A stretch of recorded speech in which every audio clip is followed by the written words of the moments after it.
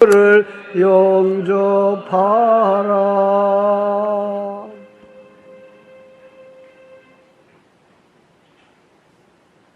하나님의 말씀은 창세기 1장 9절에서 13절입니다. 창세기 1장 9절에서 13절 말씀.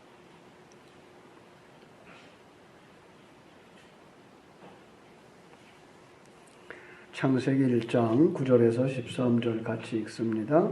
하나님이 이르시되 천하의 물이 한 곳으로 모이고 묻이 드러나라 하시니 그대로 되니라. 하나님이 묻을 땅이라 부르시고 모인 물을 바다라 부르시니 하나님이 보시기에 좋았더라. 하나님이 이르시되 땅은 풀과 씨 맺는 채소와 각기 종류대로 씨 가진 열매 맺는 나무를 내라 하시니 그대로 되어 땅이 풀과 각기 종류대로 씨 맺는 채소와 각기 종류대로 씨 가진 열매 맺는 나무를 내니 하나님이 보시기에 좋았더라. 저녁이 되고 아침이 되니 이는 셋째 날이니라. 아멘. 네, 오늘은 셋째 날에 대해서 우리 같이 말씀을 나누겠습니다. 지구상의 물들이 한데로 모이고 또 그 물 속에 있었던 땅들이 이제 드러나는 물과 땅을 분리시키는 것을 통해서 구원이 무엇인가를 우리에게 설명해 주시는 분입니다. 오늘 본문의 말씀을 먼저는 그 문자 그대로 이루어진 바다와 육지 분리라는 사실, 그 속에서 하나님의 놀라운 능력과 그 섭리를 살펴보는 부분이고요. 그리고 또 하나는 바다, 그죠? 그 물이 상징하고 있는 것이 무엇인가, 또 땅이 어떤 의미를 가지고 있는가. 하나님은 그 바다에다 어떤 의미를 부여해 주시고 묻에다가 어떤 의미를 부여하셨는가, 그걸 통해서 구원을 어떻게 설명하고 계신가라는 것 우리가 살펴보려고 합니다. 그렇게 살펴보려면 성경 전체를 살펴볼 수 있는 그런 안목이 필요합니다. 물질과 어떤 그 두 가지 물질, 그 물질의 상징성, 의미, 이걸 통해서 구원 완성하는 그림을 살필 수 있습니다. 그렇게 해야만. 하나님은 그 당시 지구가 온통 물에 덮인 그림을 창세기 1장 2절에서 보여주셨죠. 그죠? 하나님이 1장 2절, 1절과 2절, 태초에 하나님이 천지를 창조했어요. 땅이 혼돈하고 공하고 흑암이 깊음 위에 있고, 그리고 하나님의 영은 수면 위에 운행하셨다. 수면 위에 운행하시고 계신 이제 성령, 그를 통해서 온 지구가 다 물로 덮여 있는 그림을 이렇게 우리가 생각해 볼 수 있는 것입니다. 그렇습니다. 그 지구를 하나님의 신, 성령이죠. 성령이 품으시고 있는 것. 그 그림을 암탉이 달걀을 품는 모습, 이렇게 설명을 했죠. 암탉이 달걀을 품으면 거기서 뭐가 나옵니까? 새 생명이 나오는 거죠. 새 생명이 나오는 것. 그걸 통해서 하나님이 이렇게 성령 안에서 하나님의 백성들을 태어나게 하는 거야 라는 그림으로 우리에게 그려주고 있다.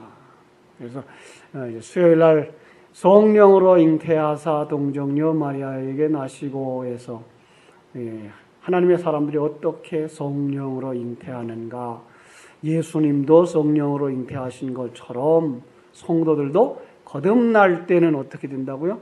성령으로 다 거듭난다. 지난번에는 그 시간에 그 얘기까지 할 수 있는 시간이 없었는데, 바로 마태복음에 있는 예수님의 족보 속에 보면 14대, 14대, 14대로 나누어지고, 마지막 그림이 이제 예수님의 이름이 들어가고 있는데, 14대라고 하는 말은 사실은 맞지도 않고요. 그런데 거기다가 왜 그렇게 했는가 하면 의미를 부여해서 그렇다 그랬죠. 14는 7이죠. 7. 7과 7로 나누면 되죠. 그러려면 7이 6개 돼요. 완벽한 족보가 안 나와요. 7이 7개 있어야 완벽한 족보가 나오는데, 근데 마지막 족보의 머리를 그려주죠. 그 예수님이죠. 그가 어떻게 태어나요? 성령으로 잉태하여 태어나요. 그래서 마지막 7번째 족보는 성령으로 태어난 사람들의 이름이 다 들어가는 거예요. 그렇게 되면 완전한 족보가 되어지고 우리가 바로 예수 그리스도와 같이 중생하여서 예수 그리스도의 십자가의 죽음과 부활이 곧 우리의 중생의 또 다른 그림이기 때문에 그 그림을 통해서 우리가 다 교회가 성령으로 잉태하여 들어간다. 그 그림이 사도행전 2장으로 연결되어서 그때의 교회가 태어나는 그림 이렇게 얘기를 해드려야 됐었는데 그때 그걸 얘기하지 않았어요. 자, 오늘 여기서 이제 바다와 땅이 나오는 그런 그림을 다시 한번 보면서 생각할 것은 그때의 어떤 사건을 통해서 땅들이 갈라져 올라왔고 그리고 바다가 한데로 모였다. 지질학자들이 그렇게 지금 설명을 하고 있죠. 미국의 부통령 엘 고어도 그런 강연을 했어요. 남아프리카의 땅과 남아메리카의 대륙을 컴퓨터로 붙여보면 이게 한데로 연결될 수 있는 퍼즐처럼 그렇게 맞는다고 그렇게 땅들이 하나였었는데 갈라졌고 지금도 그 갈라졌던 것들이 지층을 이루고 있고 그것들이 충돌을 하고 있으면서 지진이 일어나고 이런 일들이 발생한다라는 지질학자들의 얘기를 하고 있어요. 어제 제가 말씀을 드렸어요. 그러나 우리가 더 중요한 건 그 지질학적인 변화, 이 땅의 변화를 사람이 다 측량할 수 있는 거 아니에요. 그리고 여기 성경 속에서는 그 얘기를 할 이유도 없어요. 성경 속에서 하고 싶은 얘기는 그걸 통해서 하나님은 자기 백성들이 어떻게 존재하고 어떻게 구원받는가를 설명해 주는 거지 이 땅의 변화에 관심 없어요. 그래서 어제 말씀드렸어요. 첫째 날부터 셋째 날까지는 생물이 존재할 수 있는 터전을 만들어내는 거다. 그죠? 3일 동안이에요. 그리고 나머지 3일 동안은 그 만들어낸 틀에다가 필요한 것들을 채우는 그림들이라고 그렇게 말씀을 드렸습니다. 동식물, 최종적으로는 사람이 살아갈 수 있는 그 틀, 그러니까 하늘과 땅, 바다, 대기, 인간의 먹거리, 심에 있는 채소, 과일 이것들이 첫째 날부터 셋째 날까지 다 만들어지는 거예요. 그 틀 잡아놓고 그 다음에 거기에 이제 하나님의 사람들을 이렇게 그려놓는 그림으로 특별히 이 그림을 어디서 더 정확하게 볼 수 있는가 하면 요한복음 1장 1절부터 2장 11절에서 그 7날을 통해 가지고 넷째 날부터 여섯째 날까지는 하나님의 사람들 12명 제자들을 불러내는 모습으로 12의 숫자 하나님의 아들의 숫자죠. 아들의 숫자예요. 그래서 그 아들들을 채우는 그림으로 그려서 완성하면 7번째 날 안식. 그건 천국이에요. 그 천국에 들어가는 그런 그림을 그렸다 그랬습니다. 그래서 놀라운 건 예수님, 우리 인간이 타락함으로 말미암아서 그 틀이 깨지죠. 그 틀이 깨져버려요. 그 깨진 그림이 창세기 1장 2절 땅이 혼돈하고 공허하고 흑암이 깊음 위에 있는 그 상태를 하나님 우리에게 보여주신 거예요. 그걸 어떻게 회복해요?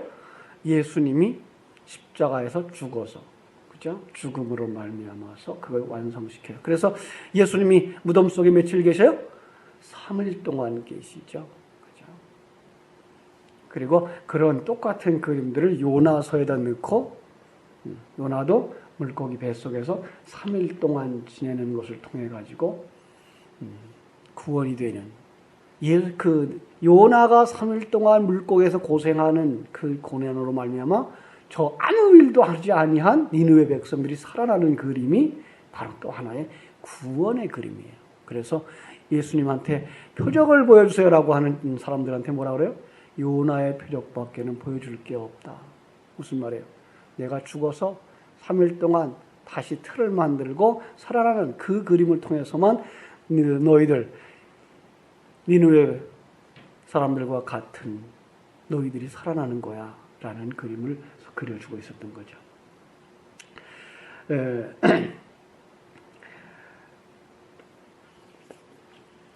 이 지구는 또 하나님께서 그 만들어 놓은 놀라운 비밀들이 많아요.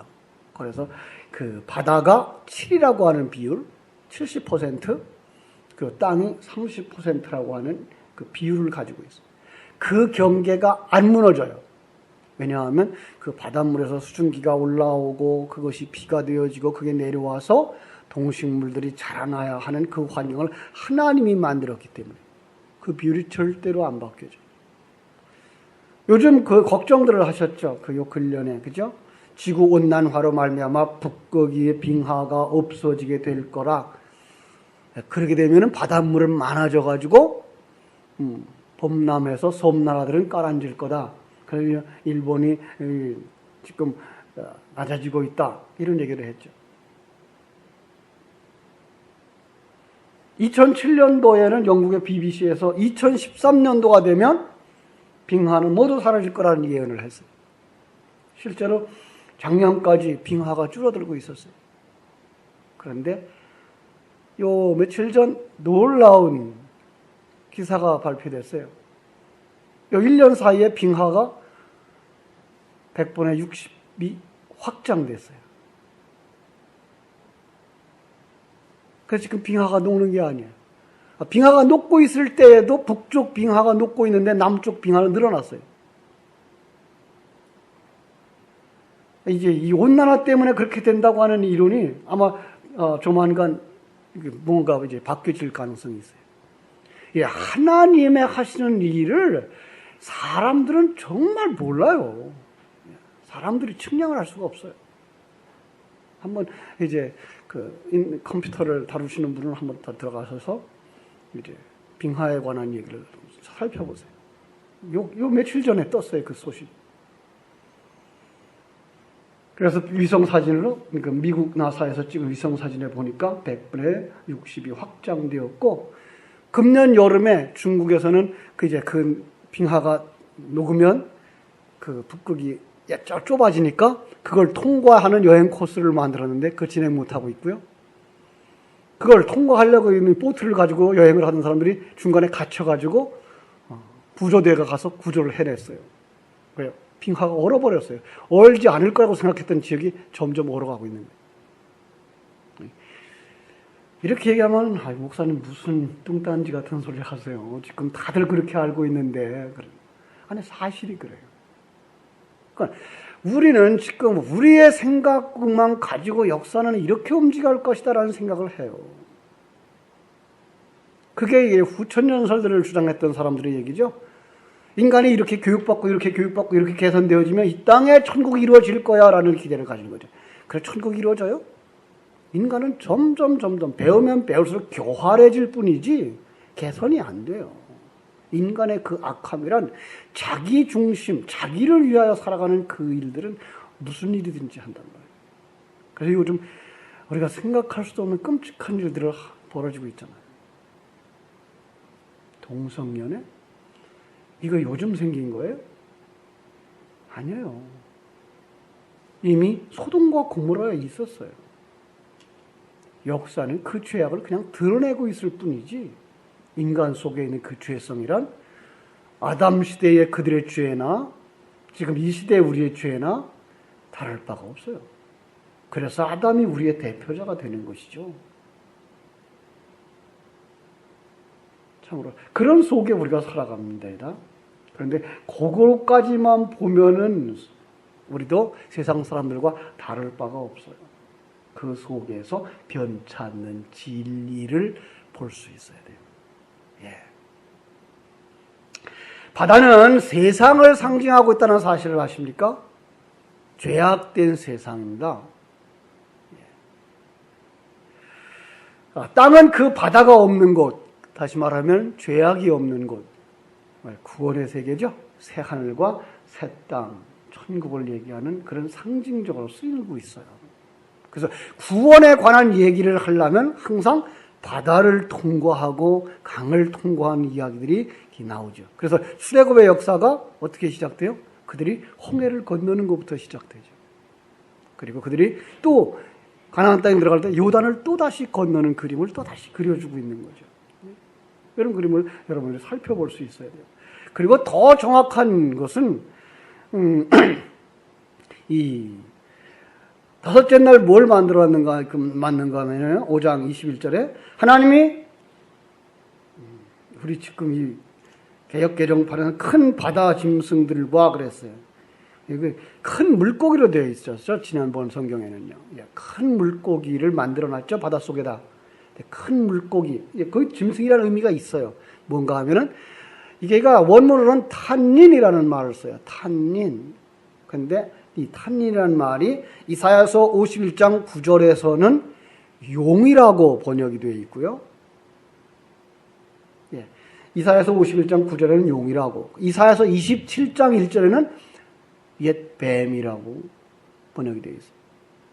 그러니까 지금 바닷속에 뭐가 장악하고 있는 거예요? 용이, 뱀이. 그러니까 사단이 장악하고 있는 이 세계, 이걸 그냥 바다라고 표현하고 있는 게 맞잖아요. 그죠? 요한계시록 13장 1절에도 보면 내가 보니 바다에서 한 짐승이 나오는데 그 뿔이 열이요 머리가 7, 그 뿔에는 왕관이 있고 뭘 상징하는 거죠? 사단이죠. 사단이 그 세상을 장악하고 있는, 그래서 이 물 결국은 사단의 발판, 사단의 활동 무대 이렇게 보는 거죠. 세상적 사상, 철학, 그 죄에서부터 우리를 구원하려고 하는 거예요. 그래서 구원을 설명하는 곳곳에 바닷물과 땅이 대조를 이룹니다.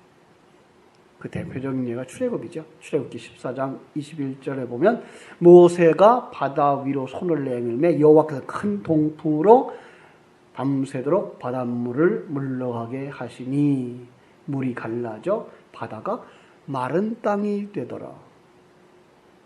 여러분, 바닷물이, 갯벌이 얼마나 바람이 불면 그게 마른 땅이 되겠어요? 그런데 그런 표현을 쓴다고요. 왜요? 물과 땅을 대조시키고 싶어서. 여호수아 3장 17절에서도 여호와의 언약궤를 맨 제사장들이 요단 가운데 서니까, 거기에 또 뭐라고 써냐면 요단 가운데 마른 땅에 굳게 섰고 이렇게 나와요. 그들이 막 젖었잖아요. 그죠? 젖고 들어갔는데 거기가 마른 땅이래요. 왜 그렇게 표현한다고요? 구원에 관한 이야기를 쓰고 있는 거예요. 그래서 여기서 지금 그 구원에 관한 얘기를 하고 있고요. 또 하나의 구원에 관한 얘기가 그 다음에 나와요. 우리 한번 볼까요? 12절, 창세기 1장 12절. 땅이 풀과 각기 종류대로 씨 맺는 채소와 각기 종류대로 씨 가진 열매 맺는 나무를 내니 하나님이 보시기에 좋았더라. 여기 두 가지가 비유되고 있어요. 하나는 풀과 하나는 씨 맺는 거예요. 풀은 뭐예요? 씨 없는 것. 씨 없는 것을 어떻게 씨 있는 것으로 만들 거냐라는 그림이에요. 조금 저하고 같이 이제 성경을 보신 분들은 씨 없는 것 뭐라고 그래요? 일반적으로 여자가 씨 없어서 여자죠. 여자의 개념은 바로 씨 없는 자들이 여자예요. 씨 가진 자가 남자고요. 그죠? 그리고 그 씨가 누구예요, 사실? 그 씨가 예수 그리스도죠. 그 예수 그리스도를 가진 자가 남자가 되는 거예요. 그리고 그 예수 그리스도를 가진 자가 영접하는 자가 되는 것이고요. 그래서 그 아기가 태어나는 그림을 통해서 우리가 새 사람이 우리 속에 생겨나고, 그리고 새 사람이 자라나고, 그리고 옛 사람을 죽이고 태어나는 그림으로 나오는 게 어머니가 아기를 낳고 죽는 그림으로 그려진다라고 얘기를 했죠. 그 그림이에요. 그럼 풀이 어떻게 씨 맺는 채소가 되겠습니까? 여기에 예수 그리스도의 십자가가 들어가 있는 거예요. 예수 그리스도의 십자가가 없으면 그 변화가 안 일어나요. 그럼 풀 위에, 여러분, 씨가 맺으려면 어떻게 되어 씨 맺죠? 꽃이 피었다가 암술과 수술이 교잡을 이루고 그 씨 안으로 들어가서 씨방을 이루어야 되죠. 그때 뭐예요? 꽃잎이 떨어져야 되죠. 자, 꽃이 피고 꽃이 떨어질 때 거기에 씨방이 씨가 생겨요. 그런데 예수님이 무슨 꽃이죠? 예, 샤론의 꽃이에요. 그러니까 우리는 그 일을 할 수가 없어요. 풀이 어떻게 꽃이 펴요? 꽃이 돼요. 그런데 하나님의 기적 같은 역사로 예수 그리스도가 우리와 연합해서 꽃이 되어지고 그가 십자가에서 죽어요. 꽃이 떨어져요. 그러면 우리 속에 뭐가 들어와요? 생명의 말씀이 들어와요. 놀라워요, 성경은. 이렇게 이제 들으면 어떤 분들은 그래요. 너무 억지스럽지 않아요? 그래요. 우리 이제 지난번에 장로님들도 구역자님들 모임에서 그런 말씀을 하시더라고요. 목사님 설교가 어떤 때는 굉장히 억지스러운데 구원론으로 보면 맞아가는 것 같다는 거죠. 예. 이게 억지스러워요. 왜죠? 이제까지 그렇게 배워오질 않았어요. 그냥 풀 그냥 심에는 채소. 그래서 사람이 그거 따먹고 사는 거, 짐승 먹는 거.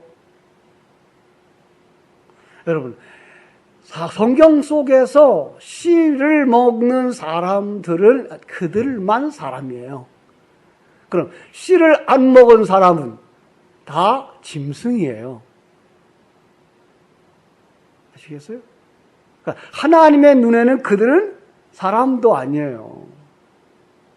그럼 풀이 뭐겠어요, 여기서? 세상 진리, 세상 도리, 세상 방법. 이거를 가지고 살아가는 사람들은 하나님의 눈엔 사람도 아니에요. 그래서 이제 창세기 2장으로 넘어가면서 무슨 얘기가 나오는가 하면 하나님이 분명히 땅을 먼저 만들고 채소를 만들었는데 그 땅에는 아직 채소가 없고 비도 내리지 아니했고 사람이 없으면 아담과 하와 하나님의 사람이 없으면 그건 아무것도 아니에요. 하나님의 눈에는 하나님의 사람에게만 관심이 있어요. 예, 이런 그림들을 보실 수 있어야 돼요. 그래서 여기서 풀과 씨 맺는 채소 요걸과 대비시켜가지고 정말 우리는 모두 다 씨 없는 자들이었는데 성경 전체적인 의미로 말하면 우린 다 여자들이었는데 그런데 여자인데 어떻게 씨를 맺어요? 갈라디아서에 보면 또 이런 희한한 말이 나와요. 응?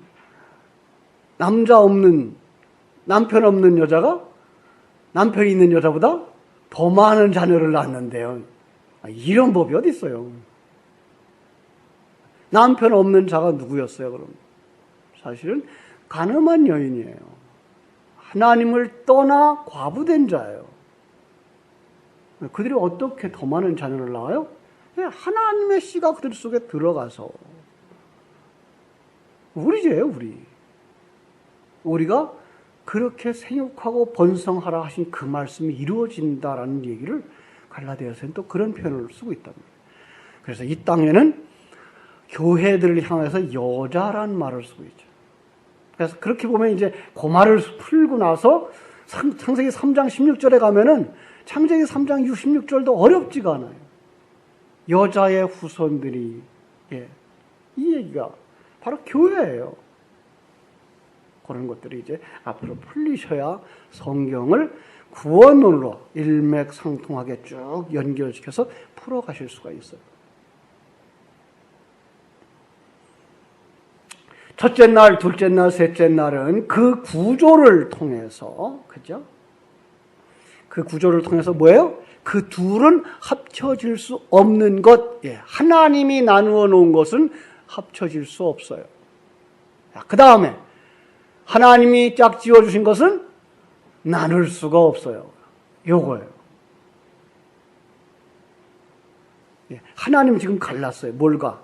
빛과 어둠을 갈랐어요. 아랫물과 윗물을 갈랐어요. 그죠? 그리고 뭇과 물을 갈랐어요. 풀과 씨 맺는 채소가 갈라졌어요. 이걸 나중에는 뭐가 하는가 하면은 정한 짐승과 부정한 짐승으로 나와요. 그래서 뭘 먹고 물 먹지 못하게 하죠. 그죠? 거기서도 재미나는 거 미리 하나 얘기를 하면은 그 짐승이 왜 부정해요?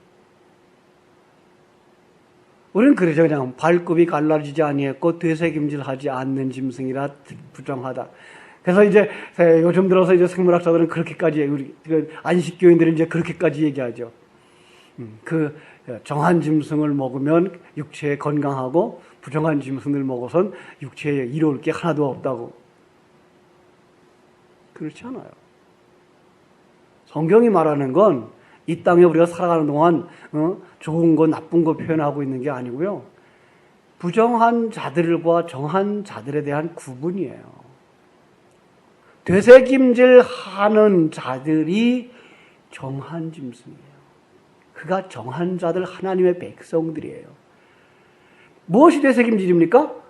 여러분 위 속에 진리가 있어서, 여러분 속에 진리가 있어서 그걸 되새김질 하면서 진리를 되씹는 사람, 그 사람이 복 있는 사람이라고 시편 1편에서 말씀하잖아요.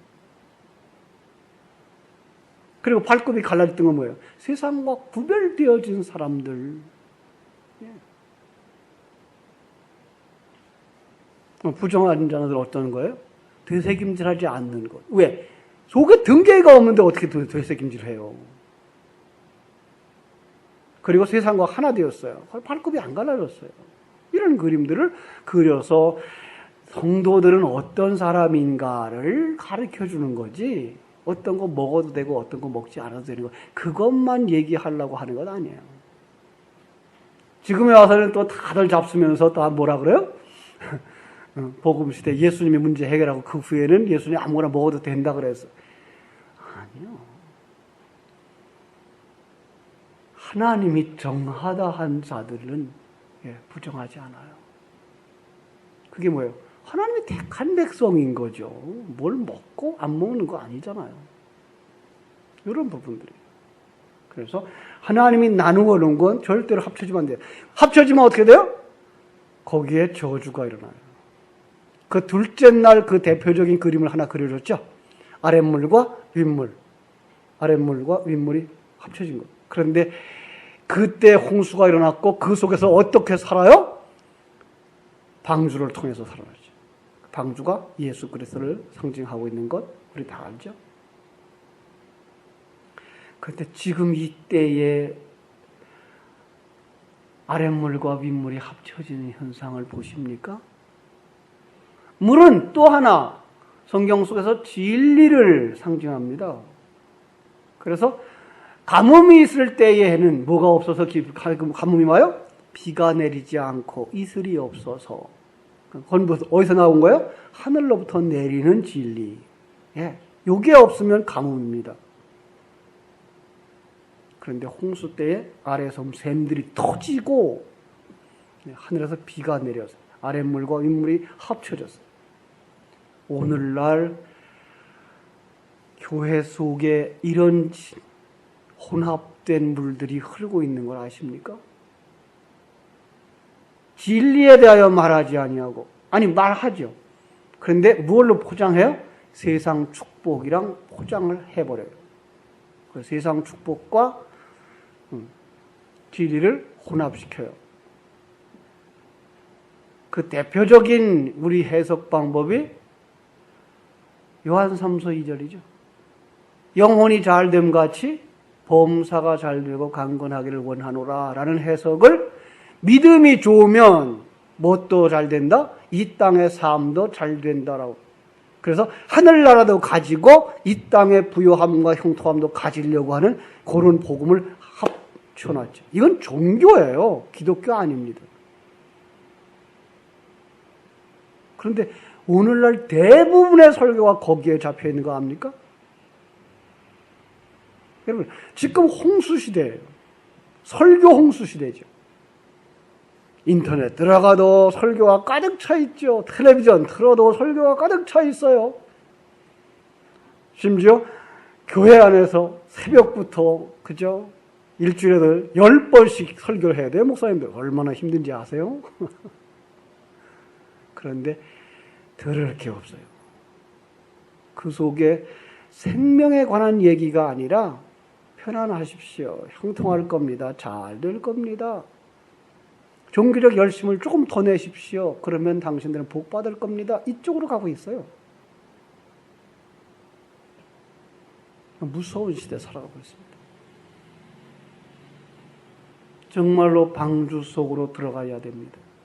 여러분, 방주 속으로 들어가는 사람들 얼마나 어리석다고 설교 들었을까요? 지금 날이 멀쩡한데 왜 배를 짓냐? 배가 그렇게 커가지고 배가 물 위에 뜨는가? 과거에 우리가 그랬더랬었죠.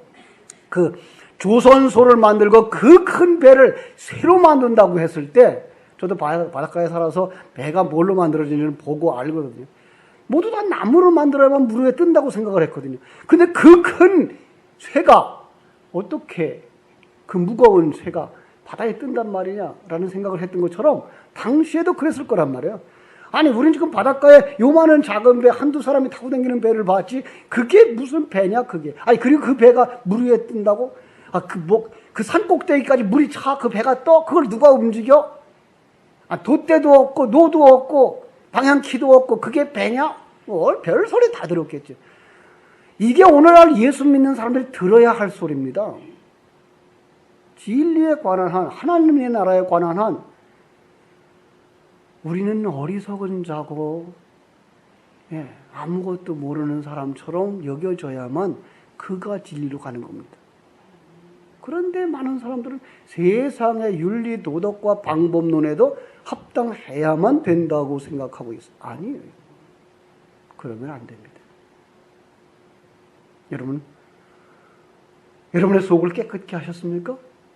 그렇다면 빨리 주인을 모셔드려야 됩니다. 그러지 않으면 완전히 사단에게 사로잡힙니다. 어디서 그런 얘기했죠? 누가복음 11장에서. 한번 찾아보죠. 누가복음 11장 24절로 26절.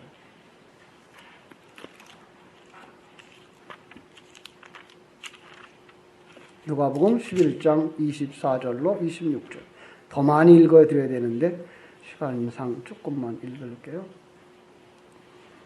24절로 26절 같이 읽습니다. 더러운 귀신이 사람에게서 나갔을 때에 물 없는 곳으로 다니며 쉬기를 구하되 얻지 못하고 이에 이르되 내가 나온 집으로 돌아가리라 하고 가서 보니 그 집이 청소되고 수리되었거늘 이에 가서 저보다 더 악한 귀신 7을 데리고 들어가서 거하니 그 사람은 나중 형편이 전보다 더 심하게 되느니라. 더러운 귀신 그 사람에서 나갔을 때 어디로 다녀요? 물 없는 곳으로 다녀요. 땅으로 다니면서 자기 자리를 찾아보려고. 거기 자기 자리가 있어요, 없어요? 자기 자리는 어디예요? 물이잖아요. 그러니까 찾지 못하는 거죠. 그래서 쉬기를 구하여도 얻지 못해요. 그래서 나온 집으로 돌아가요. 그런데 그 집이 어떤 상태가 됐어요? 청소하고 수리되었어요. 그런데 주인을 모시지 못했어요. 앞에서 한번 보겠어요. 앞에 21절. 강한 자가 무장하고 자기 집을 지킬 때에는 그 소유가 안전하되 더 강한 자가 와서 그를 굴복시킬 때에는 그가 믿던 무장을 빼앗고 그의 재물을 나누느니라. 자, 여기 강한 자, 앞에 있는 강한 자는 뭘 것 같아요? 사단이에요. 그러니까 사단이 지금 뭐를 자기 거로 삼았어요? 우리를. 거기 주인은 누구예요? 사단인 거죠. 그런데 그 다음에 더 강한 자가 왔어요. 누구예요? 하나님이시죠. 예수님이시죠. 예수 그리스도죠. 그가 와서 그를 굴복시키고 이 우리를 뭘로 삼아요? 그의 것으로 삼아요. 그의 재물. 이 재물이라는 말이 이제 쭉 아래로 내려오면 노량물 이렇게 되어 있는데 그의 가구로 되어 있어요. 우리는 그냥 그릇일 뿐이에요. 사단이 우리를 점거하면 우리는 사단의 종. 예수님이 우리를 점거하면 우리는 예수님의 종. 이렇게 돼 있어요. 우리가 어떤 선택권이 없어요. 자, 그런데 지금 그 첫 번째 귀신이 나아갔어요. 그리고 거기가 깨끗하게 청소되었어요. 이거 어떤 모습일까요? 윤리, 도덕, 바른 생활로 깨끗하고 착하게 사는 모습. 그런데 주인이 없어요. 그러면 더 악한 귀신 7이 들어온대요. 그 무슨 상황일까요? 그는 그 착한 행위, 착한 삶을 가지고 뭐 한다고요? 완전히 사단의 노릇을 한다는 거예요. 연결이 되나요?